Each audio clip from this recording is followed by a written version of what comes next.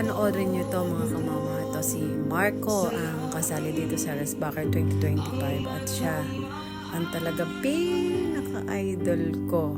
Tingnan niyo naman sa galing. Oh. Grabe talaga siya. Sobrang galing niya.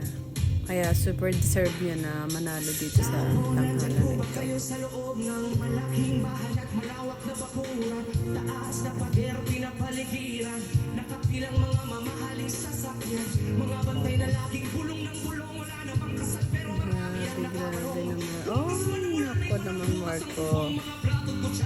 Galing talagang talented ka.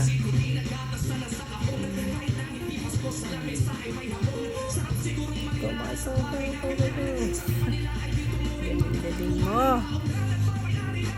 Napapangangatin at napapahanga talaga ang ating mga judges sa kanya.